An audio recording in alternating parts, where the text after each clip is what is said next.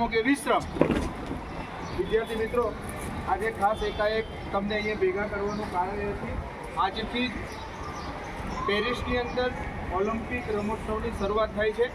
વિશ્વનો સૌથી મોટો ઓલિમ્પિક રમોત્સવ, જેની અંદર 200થી વધારે દેશો ભાગ લઈ રહ્યા છે અને ભારત દેશની ટીમ પર ત્યાં પ્રતિનિધિત્વ કરવા માટે ગયેલી છે. ગયા વર્ષે 25થી વધારે મેડલ ભારત દેશે ઓલિમ્પિકને અપાવેલા છે. 1920થી લઈને 1980 સુધી જ્યારે મેજર ધ્યાનચંદનું રાજ હતું, એની કેપ્ટનશી હેઠળ હોકીની અંદર ભારતે 8 ગોલ્ડ મેડલ જીતેલા. ત્યાર પછી 2020ના ઓલિમ્પિકની અંદર છેલ્લો ગોલ્ડ મેડલ આપણો હોકીની અંદર આવ્યો છે. ગયા વર્ષે ભારતે ગોલ્ડ મેડલ શરૂઆત કરેલી હતી નીરજ ચોપડા પોતે હરિયાણાનો, અને જેવેલિન થ્રોની અંદર ભારતને એને મેડલ અપાવેલા. આ વર્ષે એક ખુશીની વાત એ છે કે આપણા સુરતનો ટેબલ ટેનિસનો ખેલાડી હરમિત દેસાઈ પણ ત્યાં ભાગ લેવા જઈ રહ્યો છે.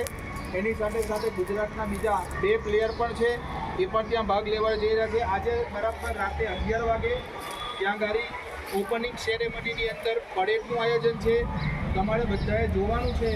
અને ખાસ વિશેષતા એ છે કે પેરિસ એફિલ ટાવરની બાજુમાં જે નદી છે, એ નદીની અંદર એ લોકો પરેડ કરવાના છે. અને અત્યાર સુધી એ લોકોએ રિહર્સલ દુનિયાને બહાર પાડ્યું નહીં મળે. એ લોકો કંઈક નવું બતાવવા માંગે છે અને એનું ઓપનિંગ સેરેમની રાતે 11 વાગે તમે તમારા ઘરે ન્યૂઝ ચેનલ ઉપર અથવા તો ડીડી સ્પોર્ટ્સ ચેનલ ઉપર જોઈ શકો છો. રોજના રોજ અપડેટ આવશે તમારી પાસે એના સમાચાર. જો તમારે કોઈ અહીંયા વાંચવા હોય ઓલિમ્પિકના, તો સવારે પ્રાર્થના પૈસા પછી ઓલિમ્પિક વાંચી શકો છો એના સમાચાર. અને ખાસ કરીને ભારત દેશના ખેલાડીઓ જો મેડલ મેળવે અને લોકોને જાણકારી થાય એવા આપણે સૌએ પ્રયત્ન કરવાના છે. રોજના અપડેટ તમારા ક્લાસ ટીચર તમારી પાસેથી લેશે. અને